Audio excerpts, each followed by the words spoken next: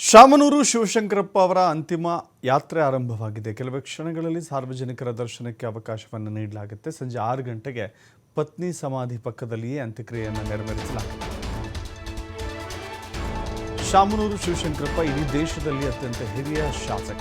94 ವರ್ಷಗಳನ್ನು ಅತ್ಯಂತ ಸಾರ್ಥಕ ಜೀವನವನ್ನು ಸಲ್ಲಿಸಿದಂಥ ಶಾಮನೂರು ಶಿವಶಂಕರಪ್ಪ ಇಹಲೋಕವನ್ನು ತ್ಯಜಿಸಿದ್ದಾರೆ. ಅವರ ಪತ್ನಿಯ ಸಮಾಧಿ ಪಕ್ಕದಲ್ಲಿಯೇ ಅಂತ್ಯಕ್ರಿಯೆಯನ್ನು ನೆರವೇರಿಸಲಾಗುತ್ತೆ. ದಾವಣಗೆರೆಯ ಹೈಸ್ಕೂಲ್ ಗ್ರೌಂಡ್ನಲ್ಲಿ ಅಂತಿಮ ದರ್ಶನಕ್ಕೆ ವ್ಯವಸ್ಥೆಯನ್ನು ಮಾಡಲಾಗಿದೆ. ದಾವಣಗೆರೆಯ ಹೈಸ್ಕೂಲ್ ಗ್ರೌಂಡ್ನಲ್ಲಿ ಅಂತಿಮ ವ್ಯವಸ್ಥೆಯನ್ನು ಮಾಡಲಾಗಿದೆ. ಅಂತಿಮ ದರ್ಶನಕ್ಕೆ ವ್ಯವಸ್ಥೆಯನ್ನು ಮಾಡಲಾಗಿದೆ.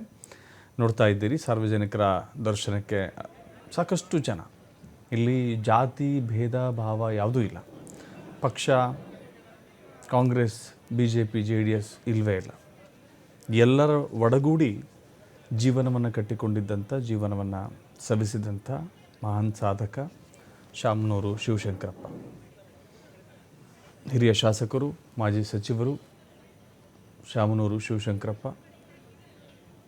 ಈಗ ನಿಧನರಾಗಿದ್ದಾರೆ. ಅವರ ಅಂತಿಮ ದರ್ಶನಕ್ಕೆ ವ್ಯವಸ್ಥೆಯನ್ನು ಮಾಡಲಾಗಿದೆ. ಸಿದ್ಧಗಂಗಾ ಮಠದಿಂದಲೇ ಒಂದು 100ಕ್ಕೂ ಹೆಚ್ಚು ಅಥವಾ 100 ವಿಭೂತಿ ಗಟ್ಟಿಗಳನ್ನು ತೆಗೆದುಕೊಂಡು ಹೋಗಲಾಗ್ತಾ ಇದೆ. ಅವರು ಲಿಂಗೈಕ್ಯರಾಗಿದ್ದಾರೆ, ಶಿವೈಕ್ಯರಾಗಿದ್ದಾರೆ. ಆ ಕಾರಣದಿಂದಾಗಿ ಅವರ ವಿಧಿವಿಧಾನವನ್ನು ನೆರವೇರಿಸಲಿಕ್ಕೆ ಲಿಂಗಾಯತ ಪದ್ಧತಿಯಂತೆ ಸಿದ್ಧತೆಗಳು ನಡೀತಾ ಇದ್ದಾವೆ.